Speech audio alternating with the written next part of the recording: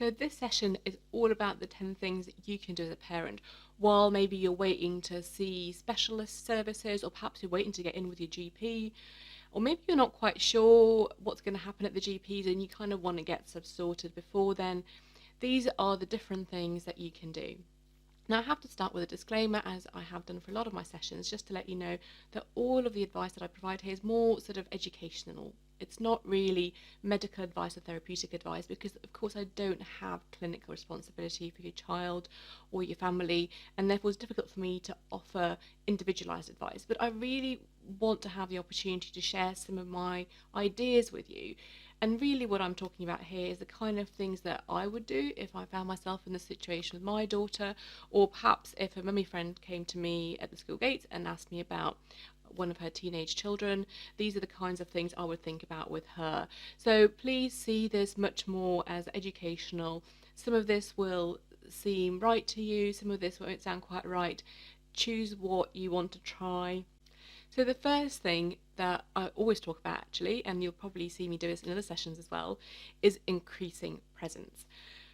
And what do I mean by that? Sometimes people mean that I am saying that you should speak to your child more, and it might be that you do spend more time talking to your child. But often teens don't respond so well with you trying to spend more time speaking to them. So I would say start increasing your presence slowly, and start increasing your presence in a way that maybe isn't particularly threatening. So if it was me, I'd probably start with things that are easy to do together, that don't necessarily involve lots of talking, such as watching telly or playing a game, or something that's quite structured, like, for example, going to play a sport if they like to do that, because it allows you to spend time together without the pressure of having to communicate. And sometimes with young people who are poorly, it can be very tricky for them to communicate. So they still benefit from you being with them, but they can be a bit freaked out if they're expected to be with you and are expected to talk. So that kind of being present directly with them is really great. And it could be just increase things like just picking them up from school, more of the time, or getting them to school, or little things that are happening throughout the day where you're just spending that little bit more time with them, maybe doing something very practical, like maybe inviting them to cook with you or something like that. So things that are in many ways quite simple, but you are actually spending time together. Another way of increasing your presence is not necessarily by being with them in the room, but thinking about them at a distance and letting them know. So obviously often teens will have phones, and even dropping them messages throughout the day, and not messages about how they are and asking them questions, because again, that's trying to invite that communication that they might be finding difficult if they are poorly. But sometimes just messages letting them know that you are thinking about them. So you might be in a shop and you see their favourite biscuits, and just sending them a little photo of that and saying, oh, I saw us in the shop, thought of you, and I bought some, so we definitely have some in the house. It's things like that that let them know you are thinking about them even though you are not with them.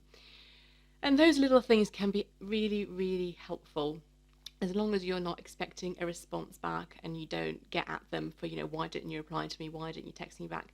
They're not meant to be for them to reply to you. Those little nuggets of communication are meant to be to let them know that you're thinking about them and increase your presence.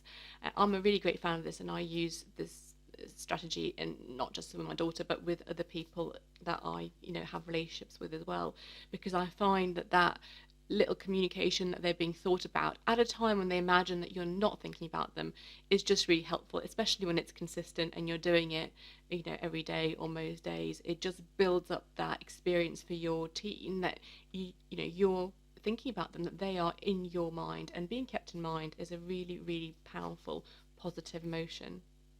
The second thing that I would think about is creating a circle of support for your child. Now, I have to say, looking after anyone with mental health difficulty is challenging, and even if it's a child that you absolutely adore and who maybe isn't particularly difficult behaviourally, it is still really emotionally draining. And it's good if you have other adults around the young person who will actually support them as well. And again, this does not mean that they are going to be doing lots of talking to them. There might be an adult, it might be a grandparent or an aunt or an uncle, or maybe a very close family friend who actually your teen does talk to better. And sometimes that happens. It's not really about you. It can be that for young people, for teens, it's sometimes easier to talk to someone who's not their parent. But just getting other adults involved, then it could be also, just sending them a text to let them know that they're thinking about them, or they're looking forward to them coming over at the weekend, or anything like that, just to let them know they're being thought about. Could be that someone just takes them out for a coffee, once a week, and they have a little date with a particular relative that they really get on with. And it's just that the adults around them essentially create a circle of support, so that young person knows they are not alone, and they're not only reliant on a parent who perhaps is already stretched, perhaps has other children they're looking at, that there's all these other adults who are looking out for them. It just creates that sense of safety, which I think is really, really positive for a young person. The people in your circle of support have to understand what it is that you want them to do. So you do need to be selective about who you invite into it. Some of our family members have their own ideas about mental health, and sometimes they're not particularly positive about it, or they might sort of feel like they want to tell the young person off maybe for not being very communicative. And that's precisely what probably isn't quite needed at a time when a young person is poorly. It can sometimes be helpful if there's a adult who maybe creates some kind of boundaries, especially if there's some behavioural issues going on. But a lot of the time you're looking for a circle of support that's really about adults who understand that child and who really help them feel not alone. So do think about who you would want to invite in, who would really understand what it is that you're trying to achieve for that child, and would be respectful of that, and would be able to be consistent and reliable, and to offer that support in a positive way. And creating that circle of support really hits number 3, which is all about breaking the secrecy.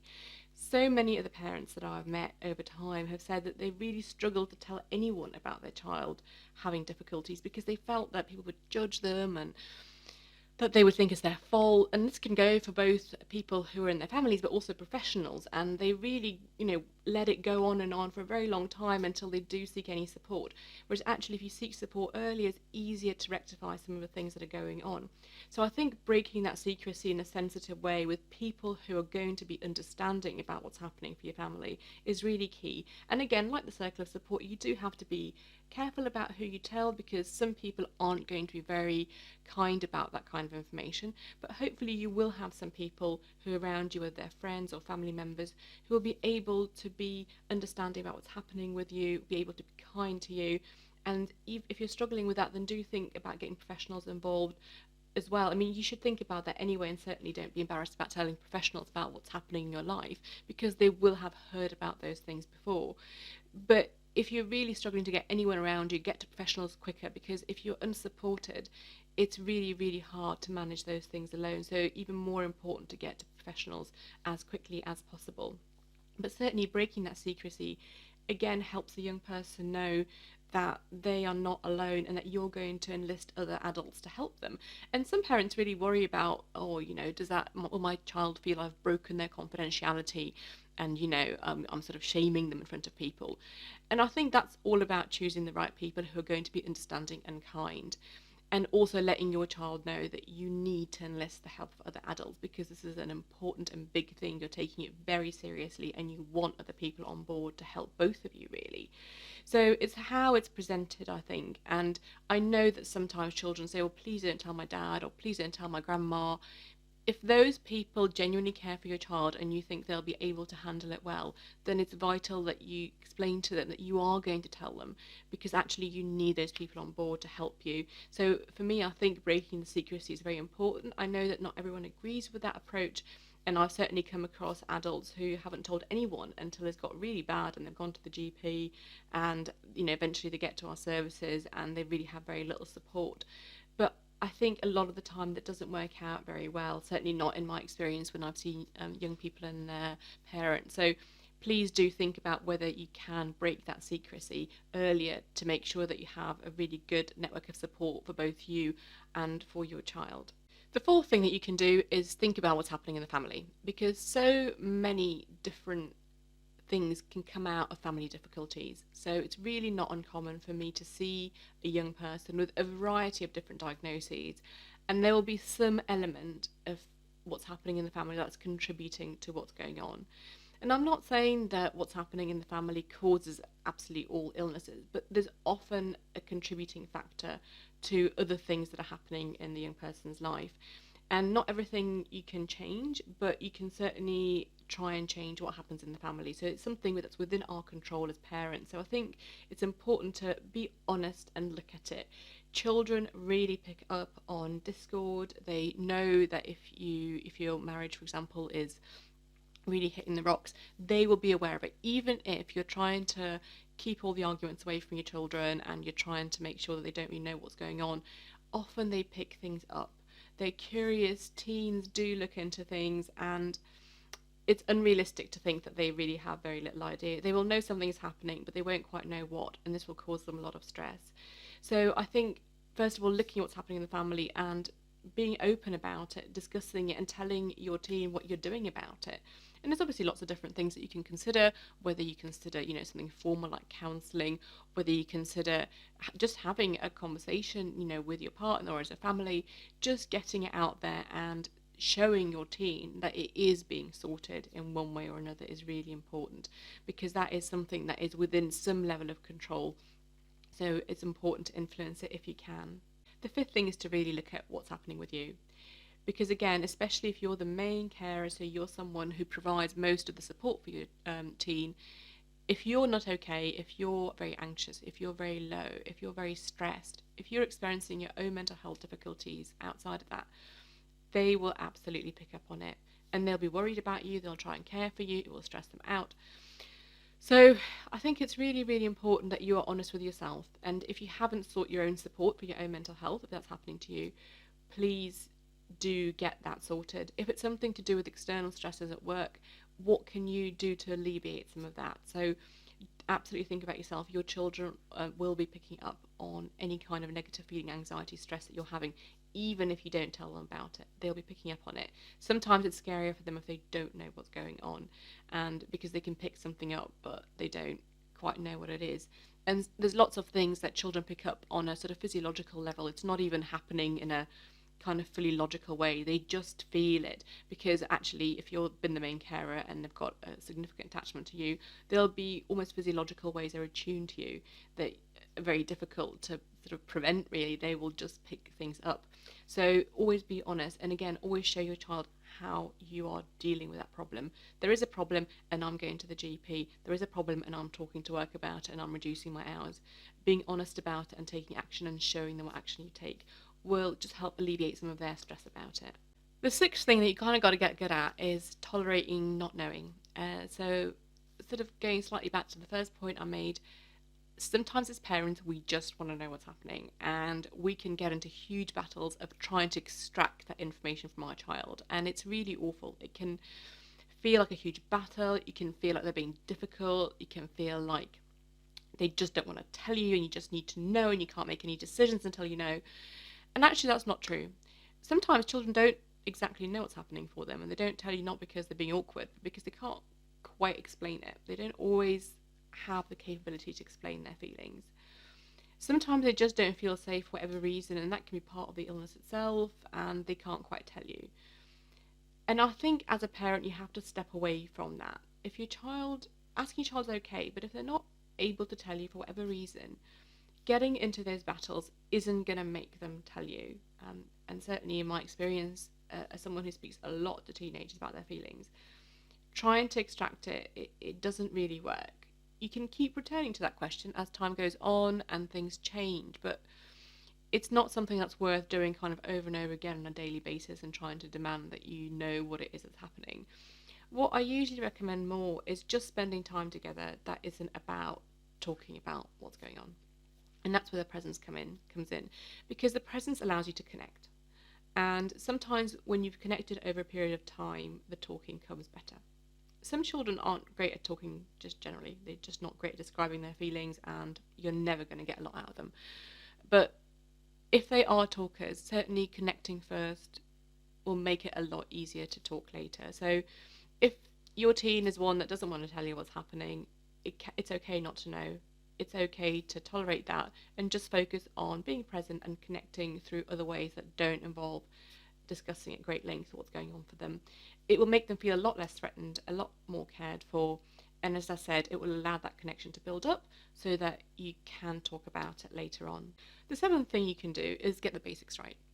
So by basics, what I mean is to make sure the basic needs are met. And of course, teenagers are fairly independent, and as they get poorly, often sleep problems start happening. They stay up later, they go to bed really late, they can't get up, they're eating at all random times of the day, they're eating rubbish, they're not eating. All sorts of those things are part of presentations for mental health illnesses. And sometimes we're so worried about asking too much of them or putting that boundary in that we just try and let them do what they're doing, and then before we know it, they're staying up till 4 o'clock in the morning. They mainly eat crisps in the middle of the night, and you have no idea what they're doing at night because they're on social media all the time. And I've certainly come across young people who are like that. So don't be worried about returning them back to a more structured way of being, returning them back to more of a family routine, to eating together more frequently, to try and establish bedtime, and talk to them about it. Because when we get enough sleep, when we eat appropriately, when we get exercise, when we see our friends, when we get those kind of basic needs met, it's much easier to recover from mental health difficulties. If those things aren't happening, it just makes it harder to recover from mental health difficulties. And it can be hard to get your child up and exercising when they're very depressed, for example, or to put some boundary in when they're very stressed and they just can't get to sleep because they're thinking and thinking and thinking and thinking all the time. It is really tough. And it might be that you need professional help with that as you get professional help. But it doesn't mean that you can't start having these conversations and you can't give it a go and see what happens. And just do your best to return them to that more routine way, more structured way. Again, it'll create a feeling of safety, kind of having routines, and it will also just help with healing from whatever mental health difficulty that they're having. If you can achieve some of that return to more normal routine, then that would be, a real bonus when you do get to services, because that'll be one thing they'll absolutely be talking about when you get there. The eighth thing you can consider doing is easing some of the pressure that they have. Young people are under huge amounts of pressure academically, and if they're doing extracurricular things, in terms of self-esteem. And I'm not saying that everything should be taken off them, because I think depending on the illness, some of it can continue to be helpful because it provides some structure or motivation. But it's just thinking about whether there can be a bit of a let up really for a brief period of time while they recover, because usually mental health difficulties can affect function, and it's just harder to keep all those things going. It just means their brain is working harder to keep out whatever it is they're doing. And if there is a way to give them a bit of a breather for a period of time to see if the brain recovers better during that time, then it's absolutely worth considering speaking to school about it, and certainly thinking with your GP about it, whether that can be done. I wouldn't advocate it happening for very lengthy periods of time, because it really depends on the illness and what's needed. It's something that's a very individual decision, but I think certainly as a short-term trial thing to do, I think it's something that you can absolutely try and see what kind of comes out of it. See if it's something that just allows some healing to happen. The ninth thing you can do is get reliable information really about what's happening for your child. There is so much information out there about mental health difficulties in teenagers. Some of it's accurate, some of it's really not very accurate. It can be really tough to know exactly what is worthwhile. And certainly in this course I cover different sources of information. Here I'm talking as someone who's worked a lot with teenagers, so the information I've provided, I've researched, has been as up to date as I can get it, and I'll provide links to kind of reputable charities and things like that throughout the course that you can get more information from. So please do be careful about the information you read. Some of it is really absolutely not true, some of the information you can find about mental health illnesses, or there's just very personal experiences of parents or young people that aren't generalizable, can get you very worried about things when actually what they're describing is a fairly rare event. So I think being clear about what your information is coming from, how evidence-based it is, or whether it's just a kind of personal description of what happened for someone that may or may not be relevant to your family, is really important, because otherwise you can get yourself really worried when you really don't need to, because it's actually too much information or incorrect information coming into your mind. And the last thing, the 10th thing, is really just remember to get your own support. Not just support for your child, not just a support network for your child, but getting a support network for you. Looking after anyone with mental health difficulty, an adult or a child, is extremely hard. It can be very wearing. It usually lasts a long time. It's usually not over in a couple of weeks. It's something that's usually a bit of a long haul, and sometimes you will feel like you're absolutely getting it right, and other times you will feel like you just can't do it anymore. And having people who understand that and who understand that they need to be there for you is really, really key. So, absolutely think who can be on your side while you're doing this. It's really important that you have a support network. They may or may not be part of the support network for your child. That's up to you to decide. I think it's always helpful to have some people who are really just for you. They're not there to look after your child. They're there to support you and to make sure that you have someone to rant to, you have someone to call, and they're kind of understanding about what support you need. So do think about that as early as you can. As early as you're worried about mental health difficulties, start building your own support network. And again, that does involve breaking some secrecy, but you need to do that to make sure that you're supported enough to be able to support your child. Because even though you get other adults around your child, you will always be the keystone for them. So you have to be as okay as you can be to make sure that you're supporting them in the best possible way. So these are the 10 things that, certainly from my perspective, I would do. And I think if I was encountering difficulties with my daughter, and I would absolutely think about recommending to any kind of friends who come to me asking about this. I haven't spoken about balanced parenting in this, and for each of the illnesses on the course, I do provide a different sheet for balanced parenting, because I think the key essentials that I often talk about when I talk about sort of the parenting equilibrium, they are slightly different in illnesses. And I think if you were trying to balance out your parenting, actually you might get a bit trapped in the illness and stuck in the illness, because for some of them you need to lean more into one area and let go a bit more in another area. So I think they're actually slightly different, almost profiles of ways of using balanced parenting for different illnesses. So for each one in the course, I have provided a slightly separate sheet just outlining what you can think about when you're thinking about the different aspects of balanced parenting, the safe base and sensitivity, the boundaries and frameworks, and the nurture, because I think the balance between them will be slightly different depending on what difficulty your child has. So I hope you found this information helpful.